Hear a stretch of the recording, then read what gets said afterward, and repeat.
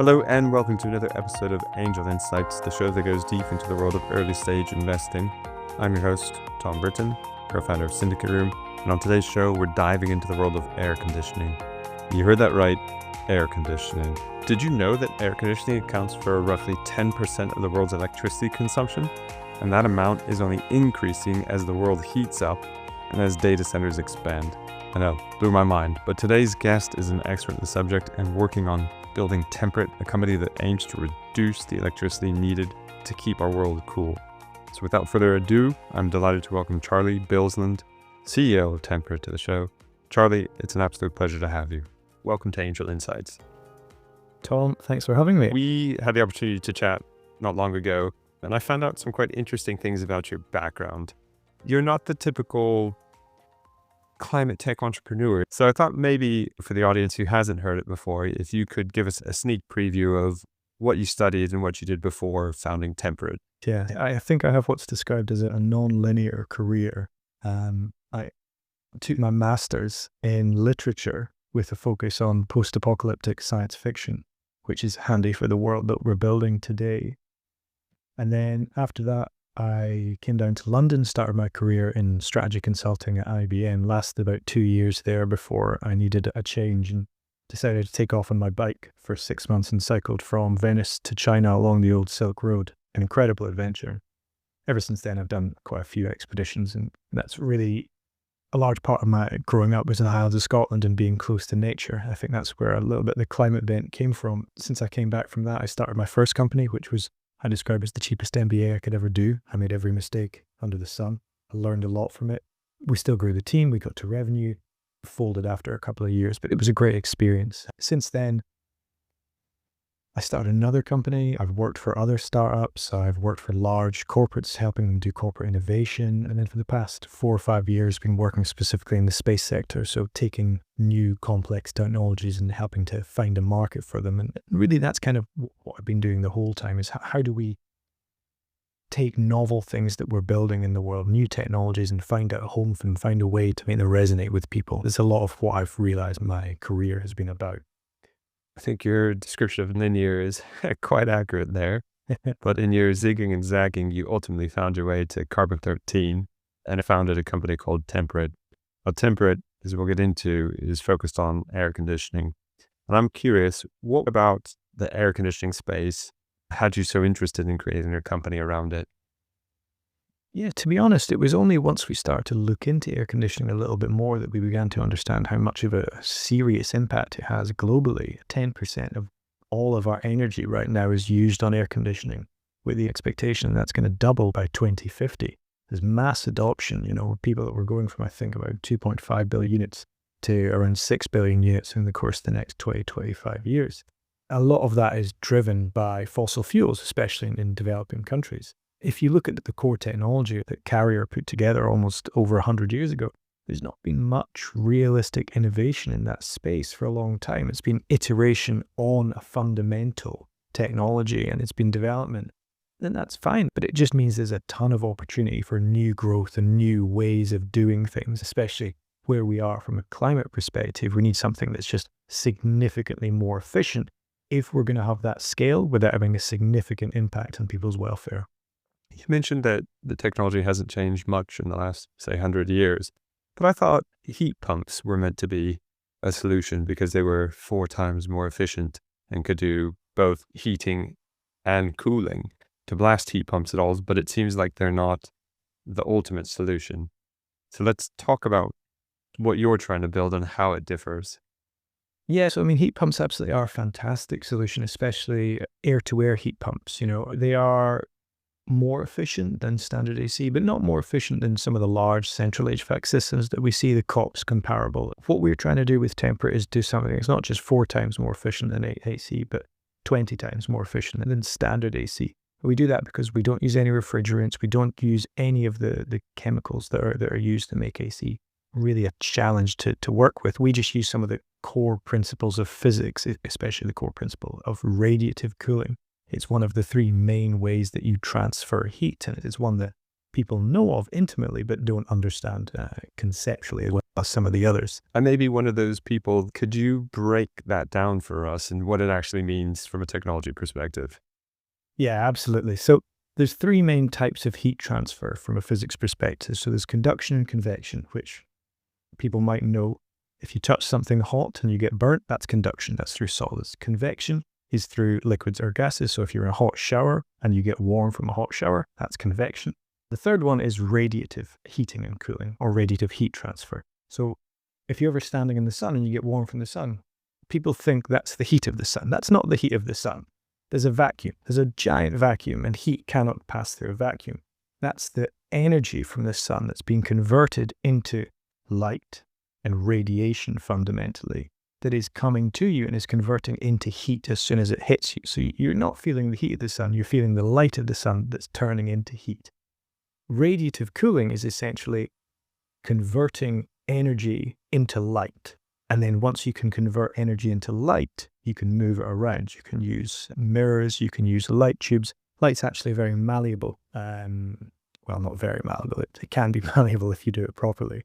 But fundamentally, what we do at Temperate is we use this process of radiative cooling. We take heat, we turn it into light, and especially in a specific spectrum, 8 to 13 micrometers electromagnetic spectrum, and then we exhaust it. We send it into space, directly into space. And because we do it in that 8 to 13 micrometer area, it can escape from Earth. So we don't just take heat out of your room or your building, we take it out of the globe. And what's so specific about that 8 to 13 micrometer piece is that's in what's called the atmospheric window. So if you're beaming light or radiation around in Earth, that's what greenhouse gases are, a lot of that energy is captured. And that's why CO2 and methane are so impactful, because they hold the heat in. If you do it in the 8 to 13 micrometer range, you can actually exhaust it out of space. So we're not just cooling your room, we're cooling the planet every time our AC is turned on. So I'm going to repeat that. You're effectively extracting or capturing the heat within your units, converting it into 8 to 13 micrometer light waves, and then shooting it into outer space. Yeah, exactly. This is me definitely taking my space background, the space experience, and deciding to apply that to, how hard can it be, right? You can shoot rockets into space, you can shoot heat into space. It's the same thing. So it sounds very complex, but it's actually one of the most fundamental physical principles that we observe on a day-to-day basis, but we don't even really think about it. It's only when you start to structure it in a specific way, it becomes a little bit more complex to work with. It sounds very Star Trek. What kind of technology does it take to do that? What type of special instrumentation? How are you building these systems that do it? Yeah, people have been working on this for about 10 years or so. There was a breakthrough in about 2014 in the development of what's called photonic crystals. And so there's been a couple of things that we've figured out in our team that we don't think other people are doing. The first one is making it really cheaply. I think we can make ours for between a 10th and a 20th of what other people are making theirs for, because we just use commercial off-the-shelf components. Our panels, we make panels, and that's how they convert heat into light. But it's just aluminium and chalk, and the chalk's just put into a special paint. It's what we do with the paint to make the photonic crystals that's very clever, but is actually also extremely simple to do. I say simple, I'm sure our science officer would disagree with me. But fundamentally, it's aluminium, it's chalk, and it's just some glue to attach the chalk in a specific configuration onto the aluminium. So we're modeling out it's going to be more than 50% cheaper to make one of our ACs compared to someone else's. And then in terms of the running costs, because most of it, the heat transfer happens passively, the only energy we spend is moving air through our ACs. So it's about 95% cheaper to run. It's almost costless to run, which is a fantastic breakthrough compared to other ACs. 50% cheaper to manufacture these than traditional models, effectively costless to run. It sounds almost too good to be true. What are the downsides of the system that you're trying to build, if there are any? No, there's absolutely downsides. The major limiting factor for our technology is that the cooling effect is linearly tied to the surface area of panel that we are able to make. So the more cooling we want, the bigger the unit's got to be. Now we're looking at interesting things like the human brain and the lungs are able to pack a massive amount of surface area into a very small space. We definitely don't have billions of years of evolution on our side, but we want to try and constrain the space while having optimized cooling. That's still a little way away. So there's definitely drawbacks for us. It definitely doesn't have the raw power of an AC. And we probably won't be able to cool to anywhere below 20 degrees. So if you like sleeping in 16 or 15, RAC is definitely not the right one for you. But 20 degrees to someone in the global south who's trying to fall asleep at 38, 40 degrees, that's a pretty happy trade-off I'm sure they'll make. I probably agree with that. But are there other applications? So you talked about someone trying to sleep, thinking residential, but commercially, can the technology be applied? And if so, where are your first customers for this? Yeah, absolutely. So the way we try and think about it is we started off thinking about it as an AC, but an alternative way to approach it is just think of it as a heat rejector. So is where are things hot that we don't want them to be hot? And central HVAC is one of those systems that's often got too hot where it shouldn't be. So you find with central HVAC is they're often constrained by the heat of the refrigerant going back into the system. And a lot of the energy is actually spent on cooling down the refrigerant fluid. What we're looking to do, and we've already got our first signed pilot to do this with a large German real estate company, is affix our core technology to some of their HVAC systems in Southern Europe and improve the efficiency of their entire central HVAC system. We're thinking we could probably shave about 10% off the cost, which doesn't sound a lot, but with a payback time of, we think, around 3 to 4 months, that's pretty healthy. And then the other one, the big fish that everyone's looking at right now is data centers. So data centers are exploding right now, and thankfully not literally, but the growth in them definitely is.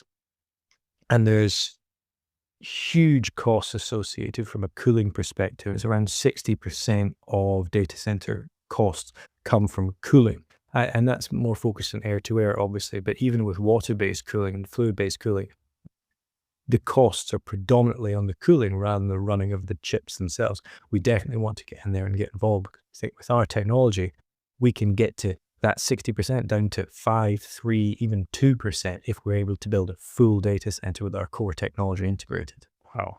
And the payback period for that would be pretty quick as well. Yeah, I mean, I was speaking to someone who's looking to spend, I think, around 10 billion on data centers in the next 5 years in the UK alone. Wow. And they were looking at whether they could spend 100 million to shave 0.2% off their cooling costs, just because the OPEX of them is just so enormous because of the cooling. But right now, it's the gold mine, isn't it, that everyone wants to get into? No, absolutely. You think data centers, you think tourism, so you've got hotels, which probably have massive systems, and wow, definitely some good market opportunity for that.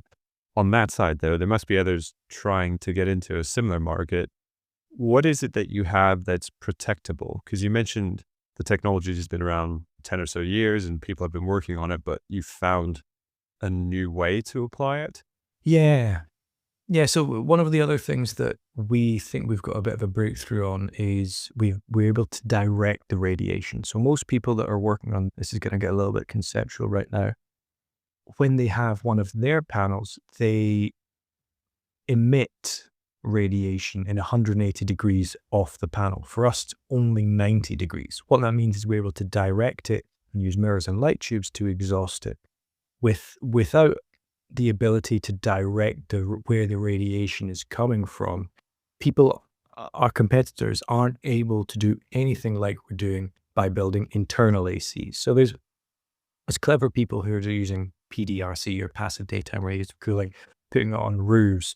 No one else, and this has been confirmed by our IP lawyers from our first IP search, no one else has done anything like what we're doing and bringing this inside the room to do in-room cooling using radiative cooling. So we think that's truly novel, and certainly nothing we've seen from some of the major OEMs in this. We're starting to speak to them about it, of course, but no one yet looks to have cracked that specific piece, which is really exciting for us. And you highlighted that you're speaking to IP lawyers, so I guess part of the play is to get it patented, this specific tech that you're building. And I guess once you've got it patented, are you thinking that you're going to go down the manufacturing route or licensing the patent and usage of the patent to these big OEMs, who you just referenced? Yeah, and this is the question that keeps me awake every night, is what's the fastest go-to-market? And I think fundamentally, there's no bad option here. We still need to start manufacturing in order to understand what our economics are if we want to get to a licensing agreement. So even if we do start our first factory and we're able to understand the economics, and then we start having conversations about licensing, then we're fully equipped to understand, do we want to license or do we want to start manufacturing ourselves? And whether it's sell direct, whether it's white labeling, is still unclear. There's more work needing done before we're in that position. But yeah, this is the big fork in the road for us. And it's not necessarily an A or B. We could license for this, for example, in India while we build for Southern Europe, or license in the US while we explore the Korean and Japanese market. It's not quite as much of a binary as I think it is, but it's still one of those big decisions that needs to be made further down the road. But yeah, absolutely. Licensing is, if we could get a licensing deal with LG, then that'd be a big feather in my cap. Definitely would. Speaking of which, though, obviously you said it may take a couple of years to get there, and a lot of what we've talked about has been theoretical, but I heard a rumor that potentially you had built a prototype over the summer. Talk me through this prototype. Yes. How did it work out? How did you build it? Yeah, indeed. We built a prototype in June, and we built a kind of a physics proof of concept earlier in the year. We weren't even sure. The physics looked good. It made sense, but we weren't actually sure that it would do anything, because we had some friends who were physicists who were saying, no, this is impossible. It's against the second law of thermodynamics, which is something I hear again. And it's always nice to be pushing up against the fundamental laws of physics. But thankfully, it did do something. And the unit we built over the summer did even more. We got a 4-degree delta in cooling from air intake to air outtake. Now, it's not perfect yet. We still need to increase the airflow by quite a significant amount. But the fact that we're able to build an AC that cooled with almost zero energy cost, I think it was 0.00072 kilowatt hours, which is pennies. I don't think you can even bill it at an hourly rate. It's so cheap. I would like that. Yeah. We still have a long way to go in order to get to the technology to the point where it's ready for installation, it's ready for scale, it's ready for pilots. But that's what we plan to do over the course of the next 9 months, is really fundamentally move that technology on. Tell me a little bit more, though, just on the prototype, like with it sounding so futuristic, how did you compile it? Where are you ordering parts for it? How are you manufacturing those parts? Tell me through the actual building process. Yeah, so the building process was mainly done in our CSO's. He's converted a room in his house. In fact, his very patient wife is happy with him to do this, and it's now of a haphazard area, but it's going very well. So with the initial prototype that we manufactured, the first physics proof of concept, we got some chalk, ordered it online. We got some glue in order to put it together, specific adhesive, of course. And then we went shopping around different supermarkets to find who had the best tinfoil. And thankfully, in this instance, it was Waitrose who had the best tinfoil, which it shouldn't surprise you, but it's somewhat of a confirmation bias. We didn't expect it to be the case, but absolutely was. Then the one we built over the summer, this was one that we had manufactured externally. We did set the panels ourselves. Fergus, the CSO, he made them himself in his back garden. He made the paint. He prepared the panels, but then we got a lot of the more rigorous work done externally. It took us a little bit longer than we wanted. So since then, we've bought a lot of machines so that we can speed up the process of making these ourselves. So I'm still chuckling that you bought parts from Waitrose to build a futuristic air conditioning unit. When it works, It sounds too good to be true, but it works, which is fantastic. So you've got that proof of concept. What's the next stage in the evolution of the product? So where do you go from there? Yeah, absolutely. So our next major goal is in summer of next year, we want to be running some pilots on some central HVAC systems, some hotels, some offices in Southern Europe. So I think Rome, Athens, Barcelona. In order to get there, we just need to keep pushing the technology on. It's not ready for an integration with the central HVAC. So there's two main elements to it. Is we need to increase the raw BTUs that we push out, and that's a combination of improving the efficacy of the coating as well as the airflow. So that gives us more cooling power. Then the next thing we need to do is work exactly how we integrate it onto a central HVAC system. So we think it's going to sit in the hot gas discharge, but different systems look differently. So we need to figure out exactly how can we pull heat out of the system and then exhaust it. We have some working assumptions right now, but one of the goals for the next few weeks for us is figuring out what does that actually look like in practice, so that we don't have any theories anymore. We have a roadmap to go from, okay, here we are today, by June next year, we want to be integrated into systems cooling their central HVAC. It sounds amazing. Obviously, there's a big element of this that's cost savings for residential and commercial. And we've talked about how much energy is being used by AC systems, but have you looked into what the impact on carbon reduction could be from your systems if they end up being successful? Yeah, so the model, and this was one of the great things about Carbon 13, is they make you really rigorously figure out what your model for carbon reduction is. And I was looking at it this morning as part of an application. If we can take a meaningful chunk of India alone, and I think we were looking at 10 to 12% of Indian ACs being used by Temperate instead of legacy OEMs, it would be a 13 megaton reduction in carbon annually. And that's just in India, just for the 10 to 12%, mainly because India is going through this real growth curve right now where a lot of people are getting richer, a lot of people are adopting AC, but their grid is still very fossil fuel based. So one of our goals, and really one of the most important goals, is if we can roll this out, it improves energy efficiency of any system, it improves the energy efficiency of cooling more general, but especially in fossil fuel-based grids, because it's so energy efficient, it significantly reduces the amount of fossil fuel that needs to be burned in order to power that grid. That would be fantastic. I've got to ask though, looking at it from just an air conditioning perspective, huge market, but are there any other applications for this technology? Yeah, so this is where we have to hold our horses a little bit. So we think there's an angle here around heat generation. So it's not, obviously cooling is very good, but heat is the other side of the coin. For anyone on the podcast who knows what a Stirling engine is, that's something we're looking at, which is essentially generating energy through heat differentiation. That's something that's a little bit further down the line. One of the challenges that we have, and one of the challenges that many technology companies have, is there's so many applications, and finding the one that makes the biggest difference, that helps you go to market fast. This is really the one that we're trying to nail down. There's lots.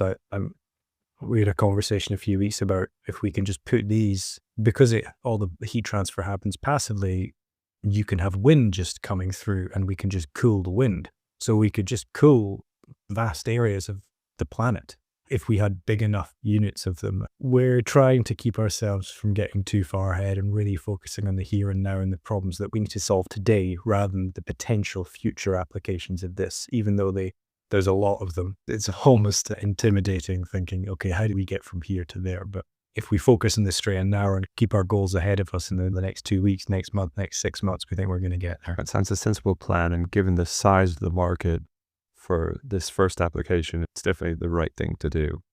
It's been really exciting learning about the technology, but I'd like to end each show with a few more personal questions, if you don't mind. So if we can jump into a rapid fire, a question I want you to tell me the first thing that comes to mind when I ask you this question. Don't spend too much time on it, just whatever rolls off the tongue. So first, I'd love to know, as a fellow entrepreneur, what's the most valuable piece of advice you've received as a founder? I remember there was a company I was working with a little while ago, and the CEO there got a piece of advice that I liked, and it was important versus urgent. Is, as a founder, there's lots of things that are urgent, but not all of them are important. And the more that you can focus on doing the important, potentially non-urgent things, and ignore the urgent things, or wait until they become so urgent that you have to deal with them. And I like that framing, is every problem that you have might be urgent, might be important, might be both, but it might be neither. And it's really focusing your time. Again, it's just, how do you ruthlessly prioritize your time as a founder to make sure that you're only focusing on things that matter, are going to move the needle. Definitely agree with that one. Question 2, which book would you say has most significantly influenced your thinking? And that's pretty broad. I'm going to go a little bit, this is definitely my literature background. I remember reading Jack Kerouac On the Road when I was 17, and I don't think I would read it in the same light now. Now I'm twice as old as that. But I remember at 17 just thinking, you can just do stuff. You can just jump in a car and drive across the country. And I remember reading it a while ago and thinking, whoa, there's some uncomfortable stuff in here. But at the time, as a 17-year-old, that feeling of empowerment that you can just affect the world in a way that you want to, that really resonated with me at the time. I think I read that when I was 19 or 20 and had a very similar, it resonated in the same way. So Yeah. ask me one day, it's probably in top 10. Ask me another day, I'll have forgotten about it. But Yeah, exactly. question 3, what's a technology or trend outside of climate tech and air conditioning that you're excited about? Yeah, great question. So my previous job, I spent the past 5 years working in the space sector, and there's a company there that I think is really exciting, another UK company called Space Forge, and they make, I can't remember what it is, I think it's semiconductors. They make the technology for semiconductors or something like that, but They make essentially the because you crystals, go right? into Isn't it? the crystals, that's it, yeah. Because you go into low Earth orbit, you grow crystals on Earth, gravity fractures them. If you grow crystals in low Earth orbit, still a little bit of gravity, but much less. So you can make more perfect crystals. And so then I think they were looking at something to do with semiconductors using crystals. And I think that's just super exciting. I'd love to see us building a real strong low Earth orbit or in space economy. And I think that's one of the most exciting ways to do it, is how do we incentivize more commercial activity happening off world? Seems like the first step before a broader movement into space. They are definitely another company where I've heard him speak about it and I went, wow, so much cooler than working in finance. But I guess, but The only way it gets there is someone's got to fund it, right? exactly, that's how I go home at night and don't cry. And what? Question 4, who's a founder or leader you admire and why? Ooh, Dyson, James Dyson. A lot. Beyond attack. Yeah. There's obviously issues with James Dyson, but this is the issue. No one's perfect, and let's put some of his personality aside. But the way with the initial Hoover, he had a fundamental breakthrough in physics, right? Where he was able to figure out this new application or imagining of how we can manipulate physics and turn that into a consumer hardware product, right?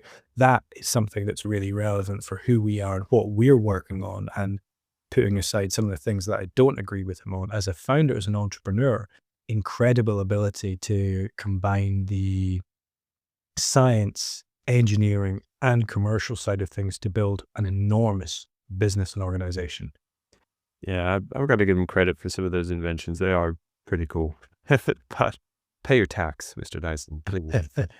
You can put it into EI and SEIS and Exactly. There you go. There's ways to get around it, Just put it into your pension. Problem solved. exactly. Look, honestly, Charlie, it's been absolutely a pleasure having you on the show, learning about the technology. I definitely think I've learned a few things about it that I wouldn't have known even from Googling it. So thank you for explaining it in such a way that I've understood it. And for those that want to follow you and the team on the journey, what's the best way that they can keep in touch with you? Yeah, perfect. So we have a monthly newsletter that goes out, and if anyone wants to read it, they can just email me, charlie@temperate.uk, or email hello@temperate.uk, and we'll put you on it. Or you can just reach out to me personally and find time to chat. I'm pretty busy, but I always like speaking to new people. Don't distract them too much if you're listening to this, but by all means, do follow the newsletter. And Important versus urgent. exactly. So no, really appreciate that. I do look forward to re-engaging in 12 to 18 months time to see how the technology has advanced and how those tests that you've been doing with the partner that you've hinted at are going ahead. I'd love that. And thanks for having me. Well, that's it for this episode of Angel Insights. And who would have known how fascinating the world of air conditioning could actually be? Not I, for one. But a thank you to Charlie and the team for taking the time to explain it to us. If you did enjoy the episode, please like and/or subscribe and tell your friends. We really appreciate it. And stay tuned for the next episode of Angel Insights. Until then, I'm your host, Tom Britton. Thank you very much. And have a lovely rest of your week.